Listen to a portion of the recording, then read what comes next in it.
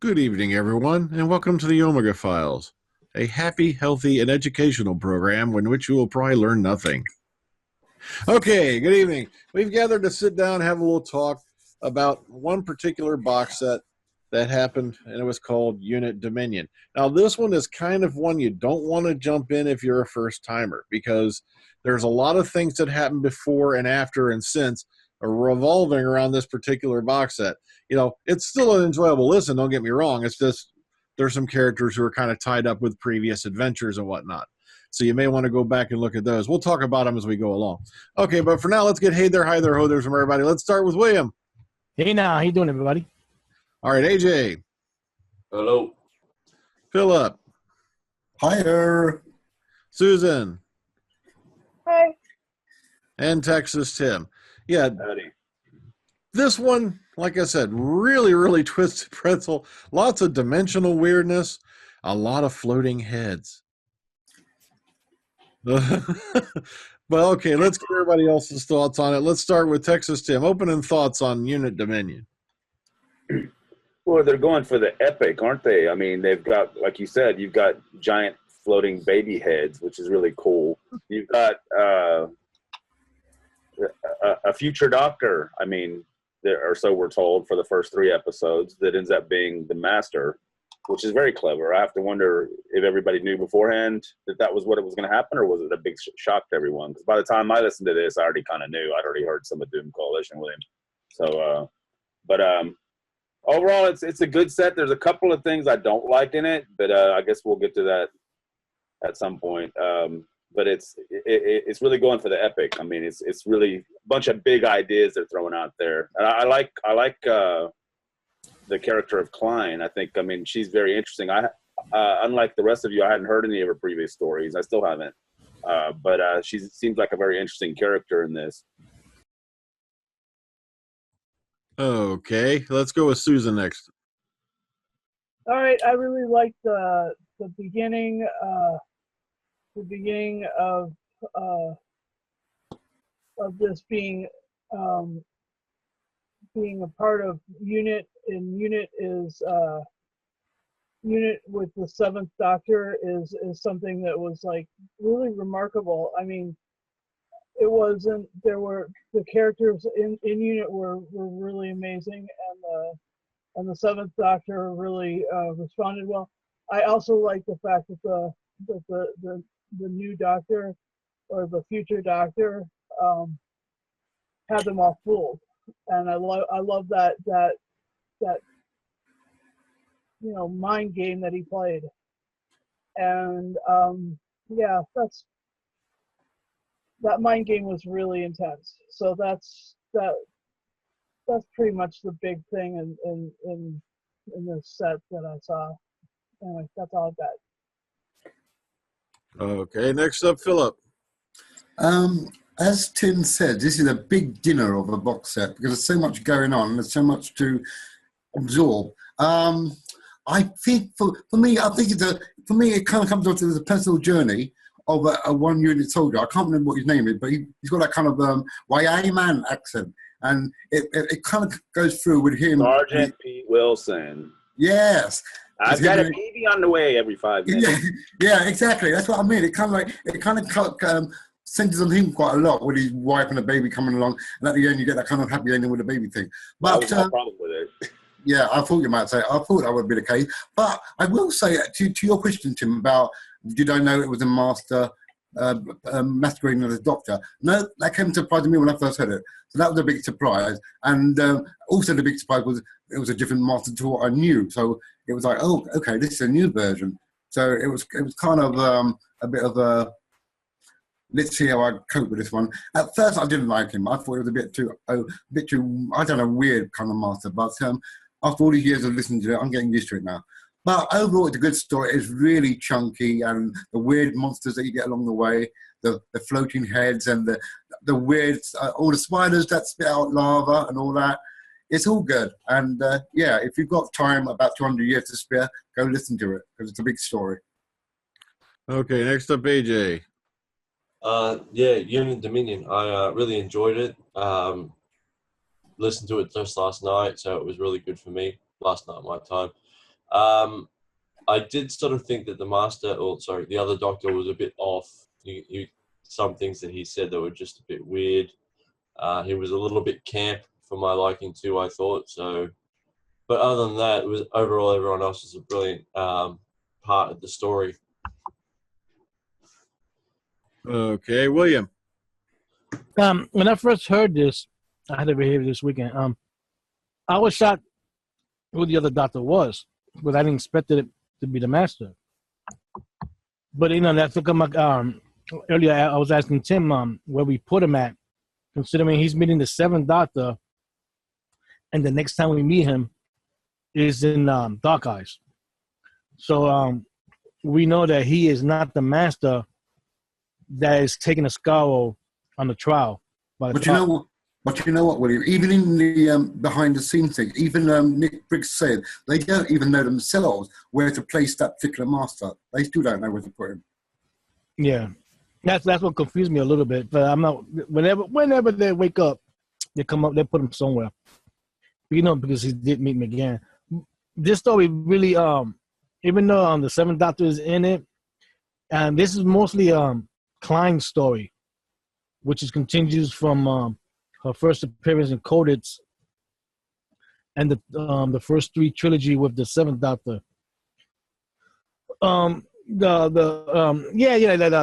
That officer that his wife was expecting a baby. That's a little, that wasn't not bad because and he was the first time dad, so you could you're gonna always hear that from first time dad. But the going through the creatures that showed up, like the tentacle monster with their faces on the tentacles, they kept communicating with each other. That was a little bit weird. I mean, even though it's audio, the cover does show you how they look like, including the spider that shoots the lava, and then the first beings that ran into the Tolians. Yeah, the Tolian that met the doctor. So it's pretty good how they look like that. I would like to see if they could, maybe one of them, 2 of them, reappear again in a future storyline. See how they pop up. But like I said, this is just, even though it's a box set that has 4 continuing story, is really Klein's storyline with Unit, and the Doctor just plays a bit part in it.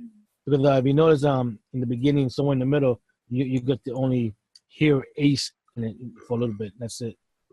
And that's not his normal companion. That's with him doing this story. But it turns out that I forgot who told me that this is getting near the 96 movie when he regenerates. Yeah, that's what they said. That's what they said. Yeah, it's towards the end of his life. Yeah. Rain's for you folks out there now. Yeah, Rain is the companion that comes after Ace. So. She does, but that was way earlier. In other words, he's picked her up again much later, I guess, because that's right. You're right. That was the Lost Stories of Series 27 that they did with Rain, and this is like these much guys. later on. Yeah, she goes away and comes back again for some reason. Yeah. But it must be way later. Remember, after doing the Aces run, he does run into Benny a bunch of times. Yeah. That's why. And by this time, Ace is on Gallifrey for some reason, which is a bit kind of like. She's on Gallifrey. You notice that in another month or so, you're gonna see her in Gallifrey in that Gallifrey audiobook that's coming out. About to say, who in the galaxy hasn't run into Benny? Captain Jack. I will say the fact that the Doctor doesn't recognise the other Doctor being actually the Master, because I'm sure that Time was able to recognise each other as to being who they actually are. So that kind of weirded me out. Like, why can't you recognise that's the Master, pretend to be him? He probably was using his TARDIS to block that. No. But they always say that Time Lords can recognise each other, whatever regeneration they're in. So it's kind of weird. When it was Missy and the 12th Doctor, though, you don't ever see him like click in. Oh, this is the Master until she tells him. That was something that RTD guy came up with that almost completely ruined the series. Well, I think this would have been much more improved if they had Benny instead of Rain. It would have been because Benny's. Let's just be honest. She's a much better companion, and she's done fine on her own. I don't really like Rain in this, and I'm not usually one that doesn't like a companion, but she comes across as a snooty, uppity B word. You know what I mean? Like she's she describes herself as posh at least twice, which you know what, really, and she had that aspect before. I mean, she comes across as daddy's little rich girl, which is Hang weird, on. because her dad was a. What was her first appearance? Yeah, I was about to say, what was the Rain first appeared all the way back in, it was one of the Lost Stories. Lost Stories. Oh, yeah, it was, you're right. Was she a safecracker or something? Oh, Yeah, she's a safecracker. But the thing is, her dad was basically a con artist anyway. So I don't know where she gets this, attitude. She tried it on Ace as well, and Ace pretty much was going to hand her back to her, as far as I could tell. And in this one, she does that as well. Plus, she's flirting with this, soldier. I got to be on the way the whole time. She's just flirting with him, and it's like, really? I mean, where's this going? I mean, it's almost like I would have been happier if they'd had it, with Benny or AC. Yeah, Benny was there. Benny was like, "Can I have a drink before we continue with his interrogation?" Rain first appeared all the way back in Thin Ice. That's right. Thin Ice. As a baby. Yeah. That's right, yeah. The baby, yeah, I remember now. Yeah, you're right. Thin Ice. So she didn't have a big speaking role. No. Bernice Summerfield is pretty epic. I mean, like her story arcs are immense, and so yeah, I totally agree. I would have, now that you mention it, now that it's in my head, I can't unthink this. Yeah. It's just really good, and she would have been really spot on, It would have put a whole different spin on it, I think, because even and I'm not criticizing the actress. She's very good. She's in a lot of Big Finish. What is her name? Beth Chalmers. Beth Chalmers. She does a lot of Big Finish, and I'm not knocking her at all. I just think she was poorly written in this because for the first 2 episodes, all she does is stand around. Am I gonna die? Am I gonna die? And then in the second 2, she just flirts with the guy with the BB on the Wii. So it's just she's just kind of useless in this. I would have rather had like I said, Bernice or Ace. I know I said this before, but Beth Chalmers doesn't have a wide vocal variety. Everything I've heard her in, she sounds the same vocally. She does. She just sounds the same. Everything I listen to her in, it's like there's no wide range characterization from her. So you know what?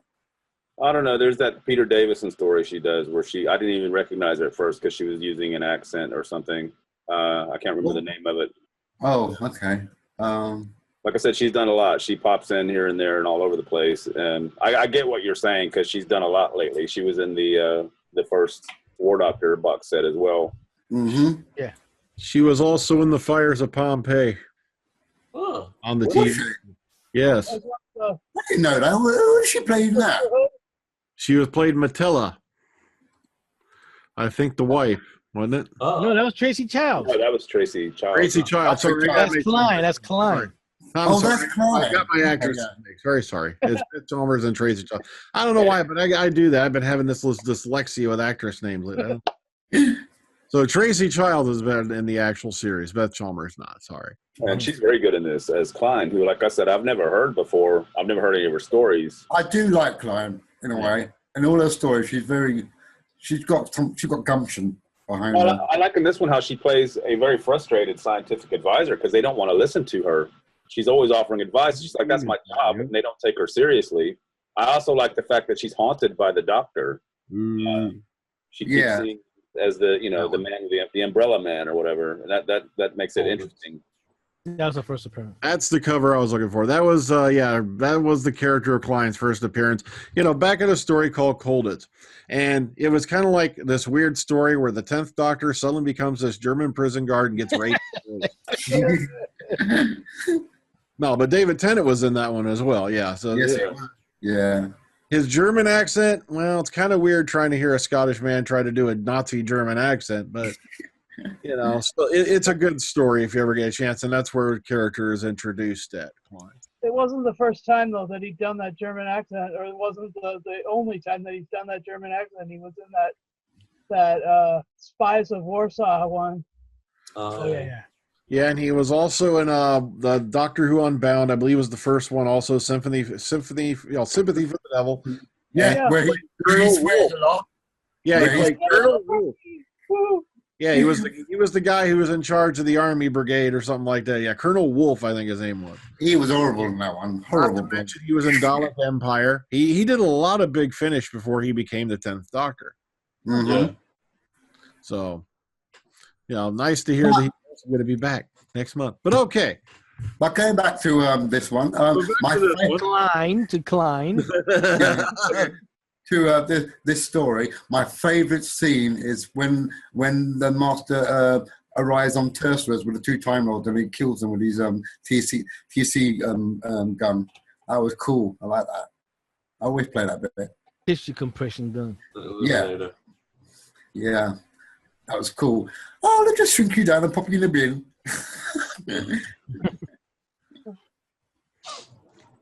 It was weird. It's weird that how much unit even though he didn't show up to like the 3rd story, like units didn't trust the 7th Doctor that much. Yeah, that was kind of odd. But, those older notes that the Brigadier was writing about the Doctors, they didn't trust them at all. And yet they trusted the Master. The first leader, well, they were confused as well. They thought that the Master was the real Doctor, and the first leader ended up being more worried about the PR business of it and his TV appearances. That's how he meets his demise. And then the second one, of course, doesn't, like I said, he doesn't take Klein seriously at all, and that's his paid scientific advisor. So I like to duped as well. Okay, that's the nose, isn't it? Those are the nose, the little square box thing. Okay, yeah. I actually thought the first time I saw that cover, it was a TARDIS in siege mode. Hello, you. Hello, you. How many times does that phrase get said during the entire story? It's like 8 or 9 times. Not just this box set. He says it all the time in all the other ones. No, I'm saying in this box set because it's the first appearance for him. No, is it just me, or when you see this, you don't know if the Doctor is taking on Lex Luthor or Professor Xavier? Yeah. If he was a little bit older, you could say Doctor's taking on Kojak. But okay. All right, I had to throw that in. But yeah, I love that little line that popped up. Yeah, hello, you. That was weird that he have other lines to stick with. It was funny. The 7th Doctor said it at the very end. Like that was like a nice bookend kind of thing. It's like he was like he turned it back on the Master and said, "Hello, you." Hello, you. Especially when the Master was talking to him, to the 7th Doctor, he was rolling his R's like in a mocking way because the 7th Doctor does that. That's another thing. The Doctor should have realised that that's not his TARDIS. Because the Master's TARDIS has a total different dematerialization sound. Well, he told him the story that something happened that he had to get a new TARDIS, but he never told him what. He goes, sorry, I can't tell you. Basically, he came up with this really glib excuse. Like, well, you don't know about that yet or something like that, he said. And he was telling Klein, can you remember everything you did when you were 3 years old? Yeah. It was like, what do you think it was for me? Like that. Oh, well, that bit when he goes, how old are you? So, how old are you now? I was like, how old are you, Klein? With Klein, for like, how many birthdays have you had? Yeah. Yeah, how many birthdays have you had? No. He said after hitting a certain number, you stop counting. Which is funny. There are enough clues throughout the first couple episodes for the audience to realize that isn't a future Doctor. He doesn't act very Doctor-ish ways. So at some point, you're supposed to be thinking, you know what, this isn't what they're saying he is. He's not the future Doctor. And I think Klein picks up on that as well. Although she has no love for the 7th Doctor at all. She's terrified of him for whatever reason. So I actually thought that who it was the monk. Before the revelation, I said, he's acting a little bit like the monk, a total wise ass, man. That would have been interesting. Mr. Know-it-all and all that. I got that same kind of feeling with that Pete Davidson story. Was it called something in history? And I didn't realize that was. Well, I knew the month. I recognized the voice, but it was kind of a surprise that he popped up in that story. Was it called? Oh, the 200 story episode. I can't remember. It's called something in history. Then in mine. On And that. then I look it up. I can't remember. And then there's the other one, the Black Hole, with the second Doctor one. I didn't realize that. Yeah. They changed the character of the monk in that one with Rufus Hound. And I thought, okay, fair enough. I like at the beginning of the story where Klein and the Colonel are talking, and they got a back and forth banter like the third Doctor had with Lethbridge Stewart. Uh-huh. How they're just bouncing off of each other. It was quite well done. Mm-hmm. I'm gonna have to ask whoever heard this the most. I know she has three before this. She had 3 stories with McCoy, one of the Thousand Tiny Wings and all that. Then later on, she had another 3 stories with McCoy again. Persuasion. I can't remember that one. Starlight something and the Dalek Among Us. Starlight Robbery. Yeah. Yeah, Starlight Robbery and the Dalek Among Us. So, Yeah. Nothing. Because I don't know, did she come back after those 3 stories? Those are after this in his timeline. I think. Yeah, I know that afterward, but her character did she come back? After those 3, no. Not after those. That's unusual. That she hasn't been, but actually, the actress is pretty good at this.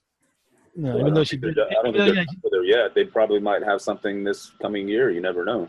It's all over the place with all the Doctors that they do. They just put stories here and there in his timeline, so you never know. It'll be interesting with the Master trilogy coming out, whether we find out a bit more of his placement. Thanks for bringing it up. It's funny that we're reviewing this audio at the month that Big Finish is not doing the 2 massive trilogy with Beavers and McQueen. Oh yeah. Yeah, because I remember, and You Will Baby, it's coming out this month. This month, hopefully next week. Yay! But still. Pre-ordered is pre-ordered.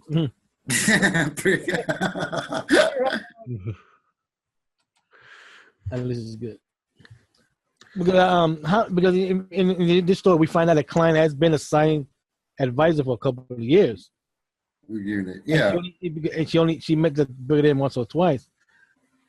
Well, so the impression that the 7th Doctor placed her in that life, right? Yeah. I was going to say that. When did she join them? Did the Doctor just drop her and say, "Look"?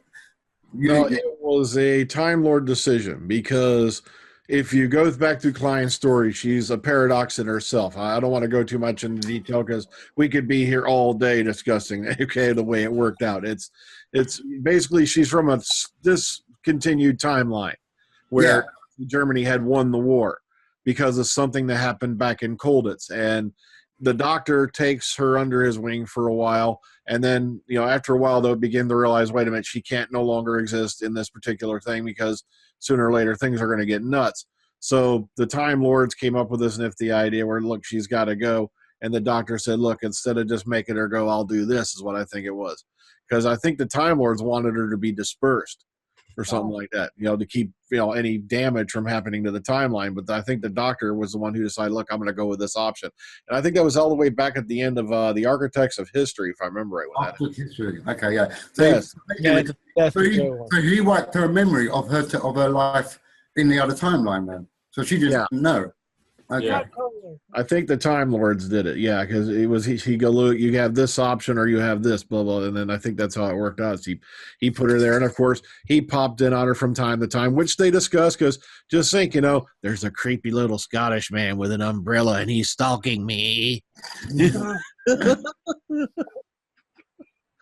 cute little Scottish fella with an umbrella. But I do like how they made a bit of a goodie at the end of this box set. So she's kind of nice now. She's not so. She's actually good throughout the set, isn't she? She's just doing her job. Like I said, she actually gets a hard time from her superior officers for the most part, and she finds that frustrating. And it's interesting too, though. But she's hoodwinked by the fake Doctor because she really doesn't trust the one with the umbrella. So I mean, because of her own personal demons, apparently. So I mean, it's cool how they wrap it up at the end for her. I thought the whole bit where they're getting shot was a bit unnecessary, though. Like I said, if I know. it was up to me, I would have got rid of the whole BB on the way subplot, because it's just by episode 4, you're so tired of hearing about his BB. So, Yeah, the way I thought everybody popped out by that time. Huh? It's just a flesh wound. Oh gosh. Oh, I got a baby on the way. mm. C-Scott pulls out the gun and just blows him away purposely. That's Little Chloe turned out to be little Ben, but we're gonna probably raise him as Chloe anyway. We'll respect his wishes. Okay. But yeah, if you see the big thing about Klein though was the fact that she wasn't necessarily evil. You might know days. It was just she was a product of her environment. She was a product of her environment. She was raised in Nazi Germany. That had won the war. And she was brought up, thinking these things. So it's not like she was necessarily evil in the first place. And, now that she's been put into this environment and all that, she's actually discovering, hey, I can be cool too. I don't have to go out and murder people, or whatever it was. I prefer her dark, horrible self before, this version, because she was really good when she was evil. Well, not say evil, but, So in the previous story, she was introduced as a villain. Then is what you're saying? Yes, she was. Yeah. All right, let me give you a reverse nightmare. Architects of history, for you folks who want to go out and listen to it, picture a hardcore Nazi.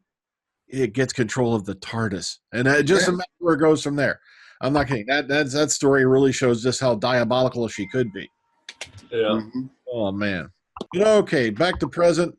Anything else up on this one? Unit Dominion. Yeah, the dimension shifters. I was like, all of those dimension, like the parallelism of the different storylines that could have happened, that would have happened, that needed to happen, that would solve the equations. I mean, I loved dimension jumping. I love it almost as much as I love extravehicular activity, EVA. I think that outer space going out of the spaceship is great, but I think dimension shifting, like from one to another, and how it was beautiful. Like there were so many different possibilities expressed in this wonderful show. It's so good. I like also how we almost forgot that one of the soldiers was hypnotized by the master, and at the end, towards the end of the story, he comes out and starts saying, "I'm going to shoot you, Doctor." And I thought, oh yeah, I forgot about that. He hypnotized those soldiers, and That was like the first giveaway that it wasn't the Doctor, because in certain area he hypnotized the soldiers and then the big heads. Like that. Yeah. See him do. I said, that was almost giving it away right there. Well, not really. The Doctor has hypnotized people before in the past and broken hypnotism too. Yeah, but this one kept doing it more than one time. So there was it's like the writer was like trying to show you, hey, this is something the Doctor hardly ever did that many times. I'll let you mention though. Also, the Time Lords were dimensional people. They used to travel through the dimensions. I sort of forgot about that. Yeah, the Dimensioneers. That's right. Yeah, it was a bad name though. Yeah. It kind of reminds me of the Imagineers from Disney, This was the weird thing, because this story came out 4 years ago. I wonder why it took so long to do another unit box set, because the one that came out last year didn't have Klein and all that, because the that's a weird one. That's true. That's a weird gap because it's a different sort of unit timeline, isn't it? Yeah, it's a different time, actually, because that's modern day unit. This is probably maybe 90s or something. I don't know. They don't really give you a date. I mean, as far as Earth. Dating controversy. I'm still trying to figure out why they called it unit. What do you mean? It seemed to me more like a Seventh Doctor adventure than it did unit. That's true. True. I think. Well, I mean, we discussed the Worlds of Doctor Who a couple of weeks ago, and the third episode of that is basically a unit episode, and all they really have to go with is Mike Yates in that version and the Vault people. So it's interesting for a time there. Big Finish didn't have a unit to play with. I think this was a way of maybe reintroducing it, and it may turn up again. We don't know if they have any plans for Klein's unit. I mean, in the future with the Seventh Doctor. But I think now that they've got the new series unit, they're going to focus on that for now, I'm guessing. So I much prefer the Klein unit as opposed to the unit that we got now, because it seems a bit more cozier with the Klein unit as opposed to unit Extinction, which is a bit kind of like, you can't really get a handle. It's kind of hard to tell from just the one set, Yeah. Of this particular unit. And like Brian just said, it doesn't really focus a whole lot on unit. It's really more of a Seventh Doctor adventure. Yeah. Mm-hmm. Hopefully, maybe in the future of the new unit, they could mention her, what happened to her afterwards, like that. Yeah, it would kind of not be nice to tie up what happened to her, as opposed to her having the space-time telegraph to call the doctor when she needs him. Any of the officers and all that. Hmm. Or go and have her be like an admiral or some sort of high up person, bring her back. Well, I don't know. Scientific advice Yeah, get ranked. But you know what? Now that she knows the truth of her existence, thanks to the Master blabbing his mouth, do we think that she's going to sort of like, I'm okay with that, or do you think she's going to sneakily try and, get rid of remember she appeared 3 more times after this story with the Seventh Doctor, the one we were mentioning, Dalek Among Us and all that. She didn't explain nothing like that. But again, we like to know what. Actually, one of those stories dealt with that. Dalek Among Us, I think it was, dealt with her German ancestry. They went back into her childhood, where her parents were. I don't know. Well, something happened to her parents anyway, because she goes into discussion about it. I'll have to listen to that again, just to be sure. I think we need, at least they do bring her back or talk about what happened to that character. Matter of fact, that might be Klein's story that you're thinking of.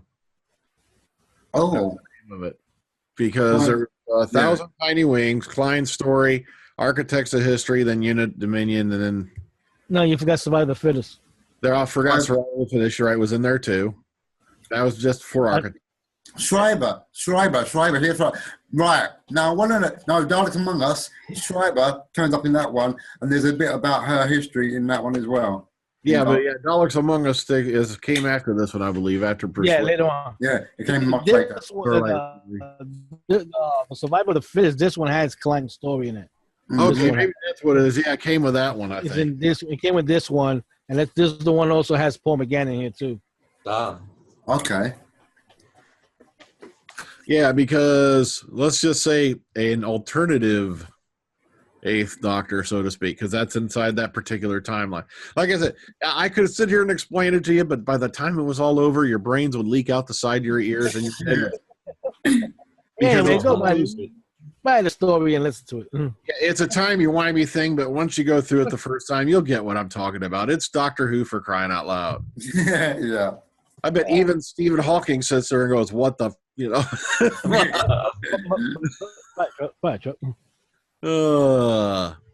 Okay, we've gone on for a little half an hour. I mean, one thing I thought that it was really cool. The big heads were cherubic and stuff, and here I was like, they were great big heads, and the 10th Doctor met the face of Bo, and the face of Bo was a really big head. So I was just like, yeah, I had to like, and the 10, I was just like, there's so much like, hearkening, so to speak, to the face of Bo. Anyway. Unfortunately, the surprise ending for those heads, oh man, didn't you hear? They all went off and formed their own band. Talking bits. Got it. I couldn't. Yeah, but would this actual box set be good as a TV movie in this sense? Would you like to see it as a movie? Hi, Callan. We're almost done with the podcast. Oh, for Christ's sake. Editing job. Uh, I'll give him special guest credit. hey, Please, it happens in TV shows. You have a guest appearance. Okay, we have gone on for a little over half an hour, so let's go ahead and we're gonna rate this sucker and put it to bed. All right, Unit Dominion out of 10. Philip, what do you give it? I'm going to give it a nice, decent 9. Because it's all right. I'm not going to give it a 10 because I'm always giving things 10. I'm going to give it a 9. So there you go. All right, Susan. I'll give it an 8 because it doesn't have the Brigadier. I know. Well, you got to remember the year 4 years ago, and by that time, the actor did pass away. Yeah, he couldn't make it on account of a slight case of death. Oh, that's Okay, William. I give it a 9 out of 10. It was a great story. We need to know what happened to Klein. I would like to see that character return again. All right, AJ. yeah, I'm gonna do the consensus 9. All right, and Tim will be back in a minute. Until then, I'll ramble on. I'll say I'm gonna give it about an 8. I think they went a little too long in some of the storylines. Like they didn't really need that big chunk at the end with the, I must kill the doctor, and then oh look, she got shot in the shoulder. Big deal. And also the guy going on about his baby that drove me nuts. So I'm gonna give it an 8. What about you, Tim? Out of 10, what do you give this one? I agree. I'll give it an 8. It's a very good, very epic story, and I think it's only really let down by the BB on the Wii. It's because by episode 4, you're just so tired of hearing about it. If it was up to me, I would have cut that whole subplot, replaced Rain with either Benny or Ace, and made it a 3-part story. It would have been epic. And do another Klein story in there. Okay. Now, next week is the 16th, and I have got a mountain of work to do around the house, so we're going to take that week off. So Okay. now on the 23rd, though, I've changed the lineup. Oh, really? okay. 23rd, we're going to come back and have a little talk about this thing called Batman versus Superman, Dawn of because Are you brave enough for that? Oh, my Lord. Okay. I'll say this much. It was, just to give you a preliminary, it wasn't as bad as I thought it was going to be. There's only one thing in the movie that dragged it down for me, but we'll discuss it. Yeah, we discuss him in 2 weeks. I think that'll be the consensus. We all know what that's going to be. So, yeah, so 2 weeks' time, we'll be going over Batman versus Superman, Dawn of Justice. Oh, does that mean Everybody, buy bonds, brush your teeth, and eat lots of broccoli. No, broccoli. Good night.